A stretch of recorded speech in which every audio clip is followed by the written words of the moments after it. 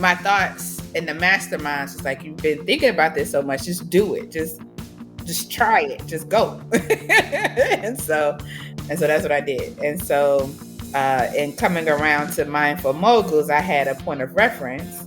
And so I could be a little bit more deliberate about pieces that I now had a context for. This is Rebel Therapist, a podcast for entrepreneurs who are trained as therapists and who want to level up their businesses, make a bigger impact, feel fulfilled, and be very well paid. I'm your host, Annie Schusler. As people get ready to move beyond private practice and create their own signature program, sometimes they tell me that they believe they're going to need to run many, many programs at the same time so that they won't get bored. I tell them to start with one, no matter what, and usually boredom is not what happens. I'm personally I just counted, I'm on round 20 of my core program right now, which has had a few different names, especially in the beginning, and it's been called Create Your Program for quite a while now. It is so fun and fascinating to keep iterating it with new participants and to make changes every single time to improve it. And of course, the people in the program are so different every time. There is just no boredom for me in it. You're about to hear from someone who loves fine-tuning her signature program. And therefore, she's created an outstanding program that her participants love and get results from. It's called Mindful Moguls, introducing or reintroducing Dr. JaNaè Taylor. Listen to how Dr. Taylor thinks about her Mindful Mogul participants as well as herself as she creates an excellent experience for them. You also might discover that you want and need to jump into the next round of her program. She was on Rebel Therapist back in November of 2017, so go listen to that one too to see where she was 4 years ago. So here's a little more about her. She's a licensed psychotherapist in Virginia Beach, Virginia, where she owns and operates Taylor Counseling and Consulting Services. She specializes in providing mental health services exclusively to the Black community. JaNaè's expertise has been featured in Money, Shape, Refinery 29, Cosmopolitan, NBC, and CBS, among many others.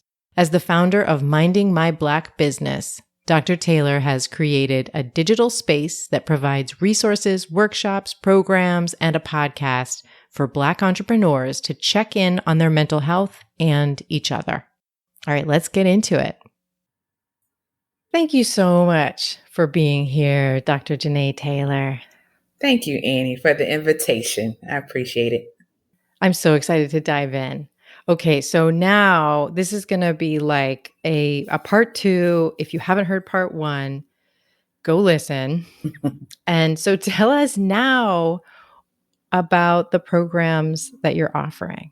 Oh my goodness. So the main program, which launched earlier this year, is Mindful Moguls. And so that is the one that's getting all of my love and nurturing at this at this point. And so Mindful Moguls is an 8-week program specifically for Black service-oriented entrepreneurs. So our therapists, our hairstylists, our photographers, graphic designers, people who are their own tool for their business, essentially. So it's 8 weeks, and we focus on compassion fatigue, and we focus on anxiety as a means of self-care. And in the course of those 8 weeks, there are 2 guest speakers. So I have 2 therapists come in, and they talk to them about those. We're constantly talking about those topics, but they kind of do a centralized presentation on both of those topics. So we meet weekly on Wednesday evenings, and they also get 2 one-on-one sessions with me. So an hour outside of our time together. And this cohort that wrapped up in March, they wanted to continue. So we had some aftercare. So we do a monthly check-in for a couple of hours on the evening. And that's quite nice because I then in that part share more about what's happening with me in real time, as opposed to having to like facilitate. I get to kind of be alongside them, which is nice. And yeah, so I am getting ready to prepare for cohort 2 starting in September. So I'm looking forward to kind of gearing up all that advertising and reaching out for sure. And how many times a year do you think you want to be running the program? That's a good question. That's a good question. When I finished the first cohort, I was like, okay, I'm done for the rest of the year. I enjoyed it. It was so nice, but I was like, so there were so many parts, you do programs. There's so many parts that just had me kind of wound up. Like, are they having a good experience? And double checking, triple checking everything is okay. And so it was a lot of work. But the beauty of it is now that there's a system in place, I don't have to worry about all those things as much. So I think maybe where we are now in terms of doing one at the top of the year and one at the, in the fall, might be where we land for a little bit. So maybe twice a year until I change that. But we're going to see how this twice a year works. Yeah. How did you land on 8 weeks? How did you know? And it sounds like then that part of it, you decided that was the right length. Mm-hmm. What made 8 weeks feel like the right amount? So I've done one before, but I called it a mastermind. The program I did it before is called a mastermind, and it was for 6 weeks. And it almost felt like it went by too fast. Like just as we were getting into the groove, it was time to end. I was like, oh, that sucks. So let's see what happens if we add a couple of more weeks on. And 8 seems perfect. We're not dragging on, and it just feels like a real nice conclusion. Nice. I know with my program, one thing I'm always looking for is like, what is that length? And it's always going to be different for what the outcome is that we're going for. And every program has a completely different outcome. But so I'm always looking for my program, like, what's the length where like pretty much nobody drops out because it's like life doesn't get in the way, but it's long enough for them to get that thing done that they're hoping to get done. And yeah, so I don't even know if I have a question there. I guess, were you thinking the same thing? Like you want to see what's that engagement, that like kind of optimal engagement point? Absolutely. Absolutely. You definitely don't want to feel like people are rolling their eyes when it's time to join the group on week 7, that they're over it. And at the same time, you want to have that kind of natural group development. You want them to kind of get to a place where they have gone through storming, norming, and now forming and performing. So, oh, okay. Will you slow down with that? Because I know what you're talking about, but for folks who don't know what you're talking about, like, what are those stages that you've noted? Right. Yeah. So I'm having to pull way back from my group. Yeah. group counseling class in graduate school. So when you have a group experience, particularly one that transpires over some length of time, so we can think about class really when we go to class, and we sit in a semester or a quarter, however it's denoted wherever you are. There are things that happen with the folks sitting in the room. There's usually a moment where they are trying to get to know each other, and it's really quite awkward, and you don't really know what's going on and who you can connect with. And so, and then it moves on to, you all have kind of found your rhythm. You know where you're sitting every time you go into class. When back in the days when we went into classrooms pre-COVID, uh,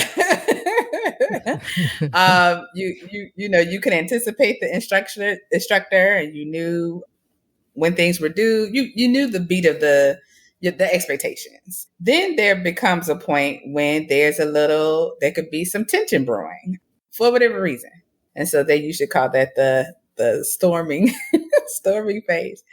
And then those things tend to work themselves out. So either there's a new level of understanding, you found another way to complete a task, and you all have kind of come back together nicely. And so I was thinking about that in terms of the group experience. And, I don't want it to be so short that everybody is just getting along to get along, that we're kind of performing, we're pretending, and we're not really digging and getting into what's happening for us as entrepreneurs.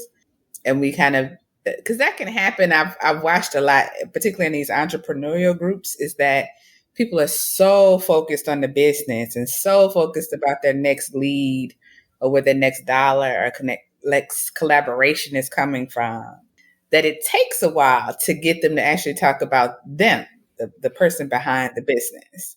And so I wanted us to kind of work through all that. Like, I know it's going to happen, so let's just let's just let it happen, and then we'll continue to peel back till we get to where I hope we can start to do the work. So that was, also part of what I was thinking too, with the length of the group. Yeah. It's so cool how even if it's not a therapy group, strictly like a therapy group, you're bringing all of those therapy skills. You're facilitating with that just like overview understanding of what's happening and being able to kind of create safety and just look for all of these things that you know are really likely to happen. That just makes it so valuable. And what about those one-on-one meetings with you? Like that's pretty intensive for you if I think about it and I do the math. Like how did you decide to offer those two meetings and what has that been like for you? So that's a good question, because I found that there have been like some outliers when I've talked about the services and the resources when it comes to the things that I provide. And there are people who would say, oh, if it would have been this day, I could do it. Or if it had been at this time, I could. And so in my effort to please, which is, we could talk about that at a later point, but in my effort to please, and truly, I really struggle with people not having available resources. Like, I struggle with hearing that. And so I was like, well, I could offer it on a one-on-one basis. Now, those things happen further apart. So it's not like I cycle those kind of in and out. I truly have to understand that this person is ready to do the work. And they're not just kind of telling me I could have done it on a Monday instead of a Wednesday, only for me to set it up and then they don't show. So those have been good because I'm able to, and shorter, so they're not 8 weeks. So those have been nice because I've been able to walk through in the very first session with that person. Okay, what are your needs? Okay, this is what I can prescribe in terms of what I see makes sense for the number of sessions.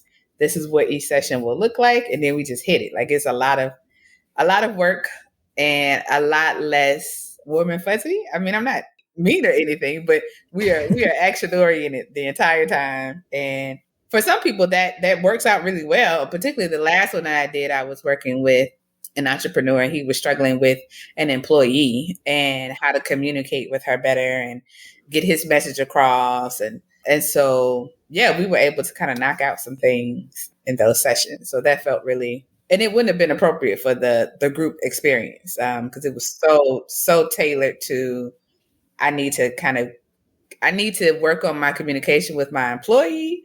I treasure this person as a person, but as an employee, they're driving me nuts. I don't know what to do. And so, so it was really, really focused in. Yeah, it's like almost surgical in that case where you're going to go in and help them with one really important, urgent thing. So what about the one-on-one meetings that you do during the 8-week group? You meet with those folks individually as well. Absolutely. Yeah. How's that going? Yeah, those are cool. So what happens is when a participant is brought into the group, they have already kind of listed their pain points when it comes to these specific things. And so by the time we've had our first meeting, the first one-on-one meeting, they've already talked about it on some level in the group format. So I get a chance to hear them, and as well as fellow members' feedback about that particular issue. And so we then talk about that. Like, what was that like for you to share that thing? What was the feedback like? And then we kind of get into, there is some practical pieces around, well, here's some things that might be helpful. Here's some resources. But it's also helpful for me to understand how it's a problem, because sometimes people will say things and the more they talk about it, they realize the thing that they thought was actually the problem isn't the problem.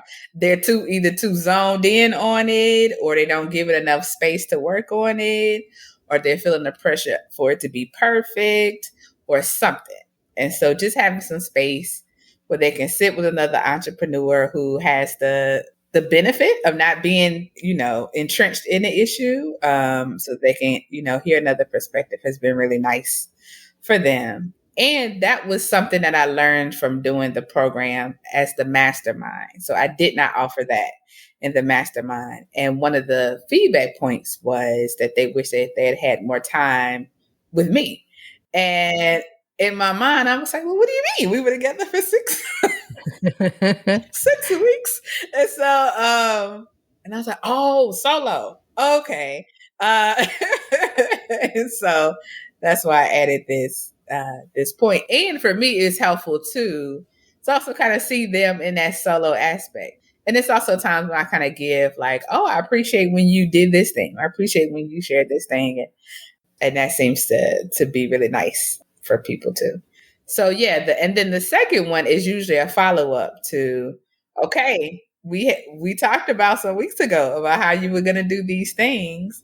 How's it going? What is it looking like? And that's usually nice too, because they get a chance to brag on themselves or say, you know what, I just got so overwhelmed, and then we get to, kind of massage it again at that point. And then encourage them. So now that we've talked about it here, and if you feel good about it, let's bring this back to the group, because then they can offer additional perspectives and support as well around this issue. Because building community is one of the big tenets of this program. The idea is that they walk away from this still connected to each other. Not that you kind of go off, but that you now have a base, a home base when it comes to your business building stuff. That's so important. And do you imagine you'd be open to doing the follow-up aftercare with future groups as well? I think so. So I hadn't, at the beginning of the group, I kind of teased it and said, if it's something you're interested in, we could talk about it. And so when we got to like week 5 and 6, I started bringing it back up again. They were like, oh yeah. So then by week 7 and 8, I said, okay, this is what it's going to look like. And if you all are in agreement, I'll send you what we need to kind of get that registered in, and we'll get started.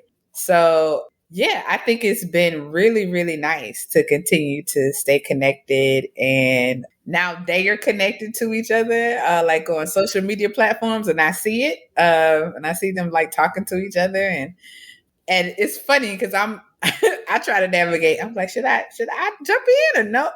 And so I get excited when they are, supporting each other. So I've seen its benefits, and I kind of leave it to the group and how they feel about it. So, and the next cohort, should they be on board for it, then I'm absolutely on board, because it's such a nice experience. Yeah.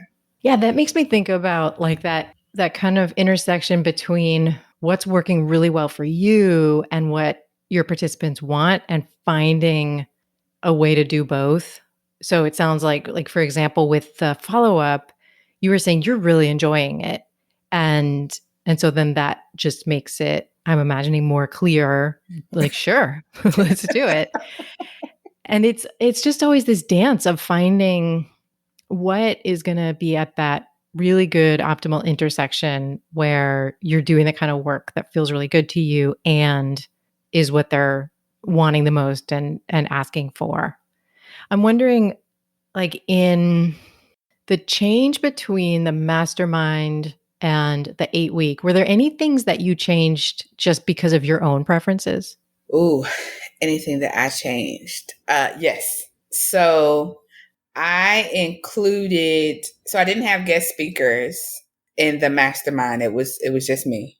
And so that was nice to have the guest speakers in, because it gave me, I got to be a participant in some ways. And it gave me a moment to just like pause and just kind of watch and observe how they are with each other, instead of trying to facilitate and do that at the same time.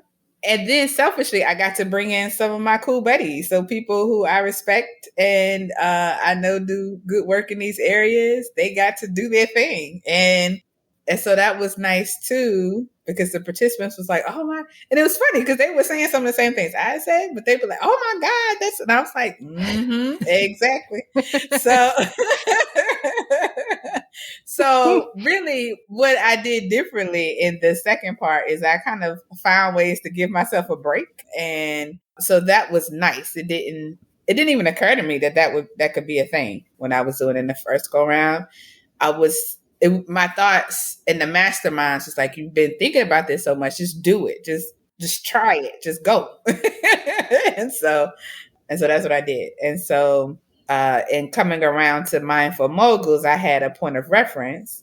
And so I could be a little bit more deliberate about pieces that I now had a context for. Mm. With the name Mindful Moguls, do any of the participants feel like they're stretching themselves to think of themselves as moguls, or do you find that they identify with the word right away? That's a good question. And I don't know if I've asked anybody that. I think they probably would identify more with the mindful part by the end of the experience versus the mogul part. And I think, and the reason why I call it mindful moguls is I like I like alliteration. So I like the M and M. So Well, it goes so nicely with minding my Black business, Mindful Moguls. It just feels like it's all. right. Feels like it was birthed out of it. And it was. It was. So yeah, I think there's still a piece around Black businesses and their ability to, have employees. There's like a high number of us that are still solopreneurs, that don't have employees, that don't have access to capital or limited access to capital. So the idea of being a mogul for some can feel very far reaching. But I love it because I think it creates a way in which it's not that like how you define success is different, right? So we could be talking about money, we could be talking about that, but in the way that we are talking about in our program, our success is based on you feeling like you're able to show up in your business as your best self. So you're a mogul in that way. You're a mogul around your mental health and emotional wellness. You're rich in that way. And so, yeah, but I mean, you bring up a good question because now I'm like, this might be a good conversation piece to have in the group around the use of the word mogul and how we identify ourselves and the words we use.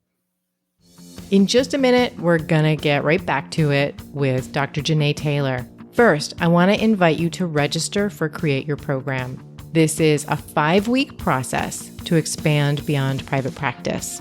You're going to go from having an idea or even a whole bunch of ideas to actually launching a pilot program. This is a small group experience where you're going to get a lot of brave work done in a supportive group of driven and open-hearted entrepreneurs like you. And you're also going to get a ton of support from me. This is for you if you're a therapist or a healer and you want to expand your business. Go over to rebeltherapist.me/create to learn more and register. Okay, let's get back to Dr. Taylor. What are some outcomes that you really like to see in the group? Like, are there any specific, I'm sure it's different for everybody, but any specific markers you look for where you're like, yes, that's what I was hoping would happen? Mm-hmm. So there are probably two things that come to mind. One is boundaries and the use of them or talking about them in a different way. And because I think a lot of the Black entrepreneurs I come across are so self-sacrificing, and for a lot of reasons, because they are, which is also why I focused on service-based entrepreneurs versus those who are more product-based. Is because we are often our own tool, and so we have to market ourselves. And so for some people, they don't really have that line between what it means to have my own life and then to have my business. They, will schedule appointments over their lunch break, or they will continue to work with clients that they're not doing, that they don't really enjoy, like those types of things. So when I get to hear them talk about or think differently about how they're going to allow people to come in and out of their business, I get really excited about that. Or even the ways in which they're going to just in general manage their boundaries with all of their relationships. And one of the former members of the previous cohort was doing such a good job in her business about that, doing a fantastic job. But this also happened in January when we were, in the thick of COVID. We were still kind of locked down. And so she was working from home and also helping her two young children with school. And then I think her spouse was kind of working from home, maybe kind of in a hybrid place. So she was struggling with how to navigate all of those things, and even said how essentially she is the one that makes the household go round. Like if everybody needs something, they turn to her. And she talked about how she was trying to take a shower one day and somebody needed something, and she stopped her shower to go see what they needed.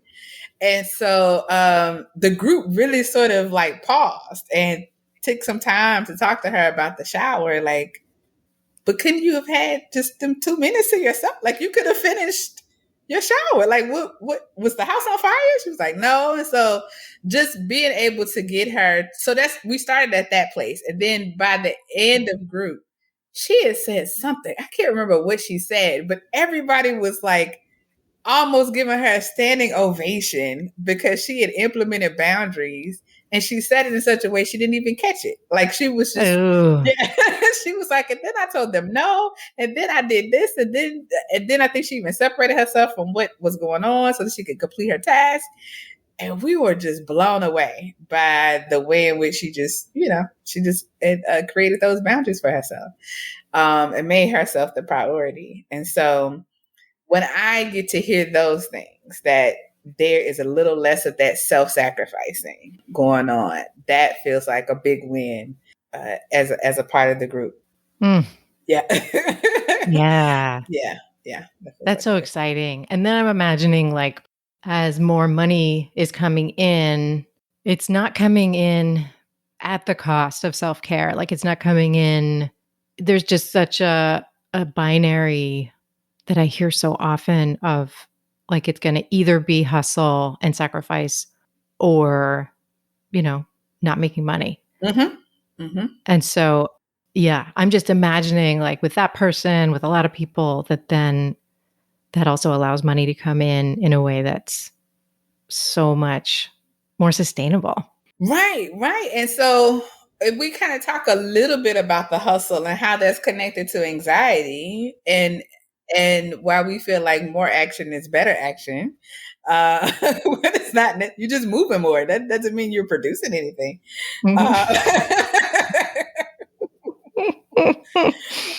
And so, I do not like that hustle culture.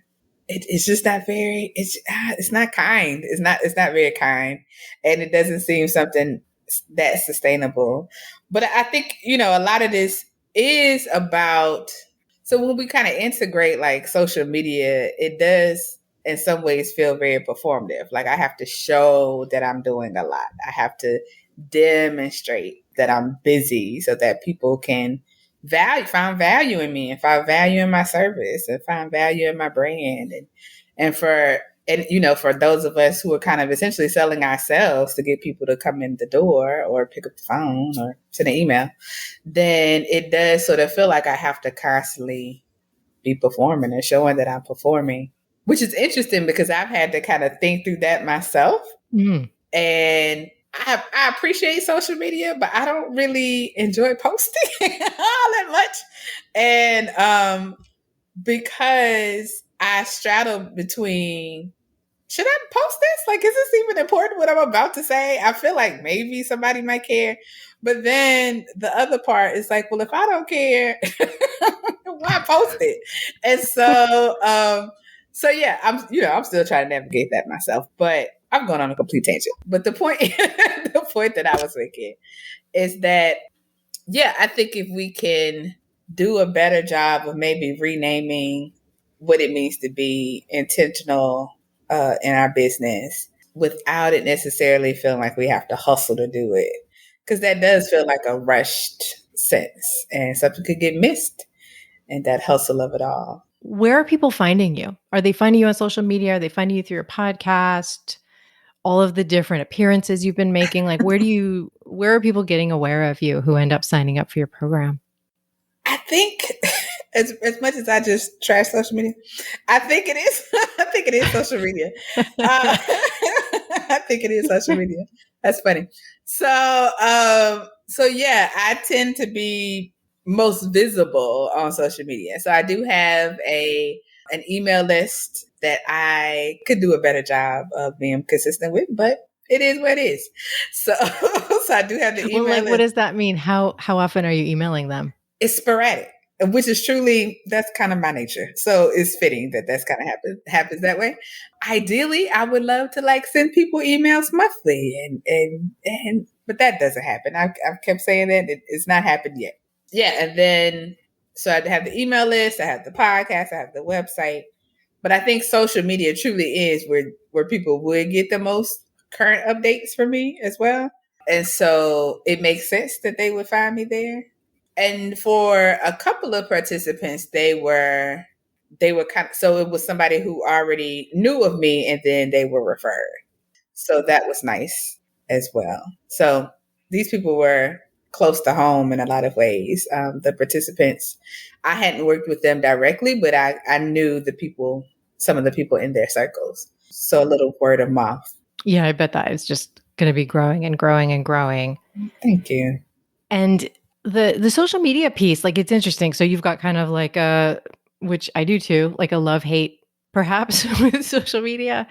So like what do you usually post there and what do you notice that people are most engaged with of the different kinds of things that you post? Oh my goodness, Annie. This is so funny that you asked this because I go through this same question every month. So I have a social media manager and we ask this question every month. Like, okay, now what just happened? And so we spend one day a month like just planning out content for the next month. And that meeting usually takes hours, like 3-4 hours. So I appreciate her so much for hanging in there with me. And so but the things that I'm finding consistently is it's almost like those posts that are one-offs that tend to be the ones that have the most bang for my buck. And I'm not even trying to do anything. It's just I'm just saying something and I walk away from it. And then people love it. And so she's encouraging me. She was like, well, do more of that. And I was like, that's not how that works. Like it's I just have I have an urge to say something and I say it right there and I walk away. I don't know when that's coming back. It just kind of happens in that way. So truly when I'm just saying something and more recently I've been doing like a series of affirmations that have been very short. Like I am enough. I love my body and all that it provides for me. I'm grateful for the gifts that I'm able to provide to others. Like it's very short things, and people seem to enjoy those things. And and typically, well, I haven't done this in the most recent months, but sometimes I will respond. There's some sort of national crisis or something that has happened that's kind of hitting the news waves or hitting me as a black person, as a black woman, as a therapist. If it's hitting me in some way, then I'll respond to that. I'm doing less and less of that because I need to go and sit and take care of myself before I tweet or do anything. So it's been really those moments when I'm posting something kind of in the moment that people really identify with, or if I post an accomplishment, which is interesting. But the things that I'm trying to get people to pay attention to, or hope that they would be the like, here are some resources, or here are some steps to manage that. They don't really care about those things. So, or they don't engage with it. Maybe they see it and don't engage with it. So yeah, it's been interesting to me to see the things that people really paying attention to, or the things that stick with them. Yeah, that's interesting. And like, if it's the stuff that really is right off the top of your head, there's something like, yeah, it's like, how do we do more of that? Like, how do we put ourselves into a position where we're feeling creative or we're feeling generative? Because it's the same for me. Like, I'll have a really, well, sometimes I don't even know it's an interesting idea. Like, I just have an idea and that's the thing that people really engage with. So it's like how to get myself in a position where I'm having more of those thoughts, where I'm not maybe I'm not hustling so much that I have room for those thoughts. Absolutely. Absolutely. And I often sit back and think, I've had this thought more often than not recently. Like, I don't know how people do it. Like, I don't know how people shift back and forth in terms of showing up for their clients and then like mastering social media, and then because it seems like those are different brains, and so so if I have a break in between session and I'm trying to figure out what to tweet, more often I'm going to go put that down and go get lunch or whatever. And so while it might be a great opportunity to talk about, hey therapist, what are you doing over your lunch break, I would rather go have lunch. And so Yeah. so it almost, I'm still trying to navigate, how do I, much like what you said, how do I stay in tune with that so that I can then make that part of my social media experience, as well as not getting so, I don't want that to feel burdensome either. Like I just kind of walk in and out of the room. Like I kind of like that approach a little bit because that's kind of how my brain is. Uh, and so I don't know what the answer is. I have not found the sweet spot, and I'm okay with that. And interestingly enough, with respect to social media, the Monday after Labor Day, Instagram disabled my account. Oh. They disabled my Instagram account and said it's kind of unclear, but one of the messages said that they thought that I was impersonating someone. And right, I know. So so I submitted a claim. There was a button where you could submit a claim. They thought that this was done if I thought it was done in error. And so I did that probably like 10 times. And because I also wasn't getting any feedback, like we've received your message or whatever. So I didn't know where this information was going. Mm-hmm. And so it took a month. It took a month for them to reinstate. I know. To reinstate my account. Dr. JaNaè is responding to my face right now, my eyeballs. I am, because that's exactly how I felt. And so Yeah. after about the second week, I was like, I think this account is lost. I think it's gone. I think it's gone forever. And what do I do? So I did start a secondary account.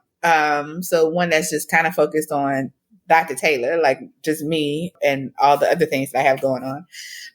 But then there was a beat around like, am I okay with that? Like there was a part of me that kind of come to terms with like, maybe it's gone. Maybe that's that. And so and so now that my, the account is back, I do realize that it could just be gone, poof, at any moment. And I'm engaged with it in a different way. Like for some reason, it doesn't feel like mine anymore. It just feels like is borrowed times. I don't know.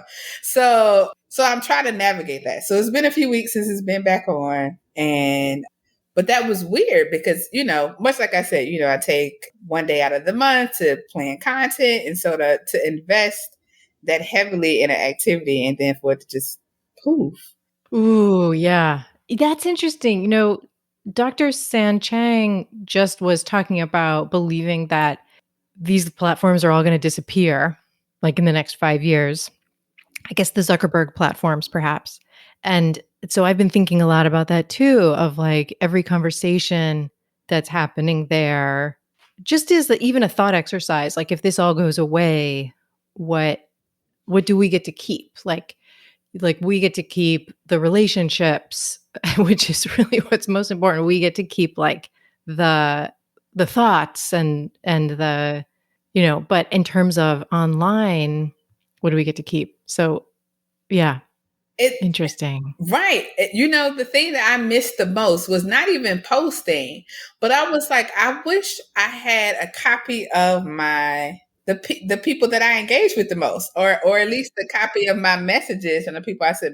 I was like, I wish I just had that. Like, I don't even need to post anything at this point, just those things. And so I was like, that kind of speaks to what I think the usefulness of this is. So yeah, I'm trying to kind of get back into IG to the extent I was a little bit, but I kind of don't trust it anymore.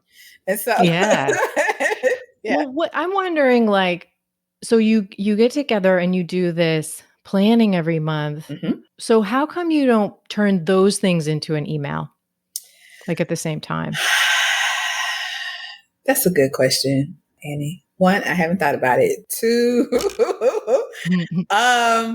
I I know that I have not streamlined the way in which I do things. I know that I I have one pocket over here doing one thing. Well, that's not true. Some things are streamlined, but when it comes to social media, my brain is all over the place. I get really hyper focused on like the colors and use of language. Like those are the things I enjoy most. And I don't think about the system. And so yeah, it doesn't occur to me to make those things emails. I mean, I have this podcast so that I can be nosy. So Right. that's what I was just getting curious about. Because like you own your email list more than you own, like we were just talking about. They can yank it away. Mm-hmm. Okay, Mm-hmm. so speaking of something else that you own, will you give us an update on your podcast and what's going on there? Yeah. So she has been on hiatus. So I recorded my last episode, I believe. Oh my, I think it might have been March or April, but I have since recorded. A new episode is coming next week. Oh, I know, right? nice. A new episode is coming in the 1st of August. And so I'm coming back. The issue is that I was having was trying to wrap up Mindful Moguls and continue to record. And I was like, I got to pick one, and I can't just drop the people that I've been working with for 8 weeks. So I just paused the podcast, and then I got out of the habit of recording. And so, but now I'm back. But now I'm back, and so yeah, I'm excited. So I'm excited to be back. I am also still kind of going through my own journey as an entrepreneur and thinking about what it means to be in the space that I'm in now versus everything feeling so brand new. So yeah, I see it now as a place to almost like a laboratory to kind of work out some thoughts with the podcast, which is a little different maybe than how I had been doing before, and even sharing even some more personal things in terms of what's happening for me, the person behind all of this as well. So I'm excited about that part because that's still something I've been always trying to navigate. I'm an extreme introvert, but I appreciate supporting other people. And so sometimes it gets weird when somebody will tell me something that I've said on the podcast that I forgot that I said. Yeah. And I'm like, how did you know that about me? And I was like, oh, because I sent it out to the world. So I'm still kind of like, that thing is a thing. So when people tell me they're listening, I still get quite excited as if it's like the first few episodes. But yeah, so I'm starting to record again, and more episodes are coming soon. That's fantastic. So, okay, so you are like running your business in public, and your business is a lot about people finding a balance between like caring for themselves and being a mogul. Is there anything that you've been surprised about that you've leaned into in like 2020 and 2021 in terms of like wellness and balance? Yeah, so this thing is happening that I didn't consciously intend to. I don't really know how to explain it, but I have found myself doing less work.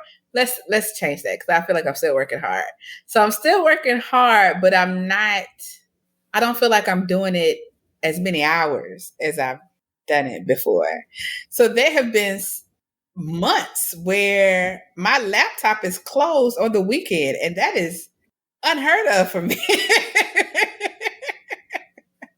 The laptop is closed, and I open it back up on Monday, and then start the new week. And so, I mean, am I checking emails on my phone? Yeah, but not like all day. I close it and move on. So, but yeah, so that is different. I'm finding a new way to like just put it down, which is interesting because my concern was in working from home. So I started working from home as a result of COVID because I wasn't doing that prior to March 2020. So now I'm doing that exclusively now. And I do have an office out in Virginia Beach that I go check on every once in a while, see if it's still there. It's still there, So should I have a desire to go back, I could do that at any moment. But my concern was that the opposite thing would happen. I would have no boundaries around it, that I would just be constantly working. But that's not what happened. I truly get tired of looking at stuff, and I put it down and go somewhere, either another room, another chair, outside, something. So that has been really nice to know that I was going to do that for myself. I don't know if it was an internal censor or what. And I also have been trying to, like, I can kind of tell, like, okay, now you're getting to a space where you need to take a break now. And so being really purposeful about blocking my schedule out and, the times in which I'm like actively working with people, making sure I just have people only in that time and not let it spill over. So I found that I've been more kind to myself when it comes to the demand of work, which is nice and surprising because pre-COVID, I was not very, not very kind to myself when it came to that. So. Oh, that's amazing. How many hours a week do you think you're working now? Ooh. Okay. So it's probably closer to 40 to 45 now, as opposed to maybe like 60, 65 before. Because I was doing something every day before, like every day I was doing something. And now I don't. On the weekends, I just don't. Yeah, so good. Mm-hmm. Any boundaries that you, like, I want to let you go. I want to respect your time. Oh, any boundaries that you want to recommend? Any boundaries? Oh my goodness. It's something you think people should try. Mm-hmm. Mm-hmm. There are a few that come to mind. So I really think it's important to not like work and eat meals. So even if this is breakfast or lunch or dinner, to not be also trying to work at the same time. One, because you're not enjoying your meal. You're not enjoying your meal. You're just trying to get food in your mouth so you won't feel weak. Mm-hmm. But also, I think when we do that, it also means that you do have a meal. Like if you create time for breakfast, lunch, and dinner, or however you plan out your meals, that it ensures that you make sure that you are now ingesting something during those times. And the other piece to that is truly there are some things that are crises that need to need a sense of urgency, but there's a large chunk of things that we think needs to happen immediately. And we actually have a little more space for grace around that. We can pause for that 20 minutes to have our oatmeal or whatever we're doing. And the world will truly be okay. And the person who's emailing you or IMing, they don't know what you're doing on the other side. They don't know what's going on. They can't see you. So yeah, you can do whatever. Because I found when I've done it, like, oh, I'm sorry, I'm just getting back to you. They don't even know that I felt the need to rush it. They didn't even know it. They were like, what are you talking about? I was like, oh, you weren't even paying attention. That was me. I put myself on that clock. And that's wild. So yeah, essentially like you're not a workhorse is what I'm saying. So the idea that you can, close your laptop on the weekends, that you can walk away from your desk to have lunch or drink a glass of water, you can do that. And you should do that. It's absolutely important to make sure that you have what you need to get the work done. There'll always be work. There will always be another thing, another task, another email. It's always happening. So make sure you can sustain yourself. And put it down. Okay. Put it down. I love it. Yeah. Thank you so much for this conversation. Oh, thank you. Thank you. I always enjoy this. Now I'm going to loop back and share some takeaways that really stand out to me about this conversation. Takeaway number 1. When you set the length of your program, go for that sweet spot where participants are still engaged and excited, and they have enough time to develop as a group and attain their goals. You definitely don't want to feel like people are rolling their eyes when it's time to join the group on week 7, that they're over it. And at the same time, you want to have that kind of natural group development. Takeaway number 2, get started with your program and then be ready to make changes in round 2. In the second iteration of her program, she made a few changes to make it even better for her and for her participants, bringing in 2 guest teachers, increasing the number of weeks, and adding individual sessions. And one of the feedback points was that they wish that they had had more time with me. And in my mind, I was like, well, what do you mean? We were together for 6 weeks. And so, and I was like, oh, solo. Okay. Takeaway number 3. As you run your business for a number of years and you reiterate your signature program, you don't necessarily have to work as many hours to keep growing as you did in the beginning. I don't feel like I'm doing it as many hours as I've done it before. So there have been months where my laptop is closed on the weekend, and that is unheard of for me. Those are 3 of my takeaways. I want to know what stood out to you. Send me an email at info@coachingwithannie.com, and even better, include a voice memo so I can share your voice on the pod. Tell me what stood out to you from this conversation and what it's helping you rethink in your own business. You can find out more about Dr. JaNaè Taylor at mindingmyblackbusiness.com. I want to thank Cosmo Palms for editing this podcast. And actually, as this is released, he just left for college yesterday. If you found this episode supportive, please share it with your favorite therapist or healer. That is absolutely the number one way that we reach more people. And thank you so much for listening. I will see you next time.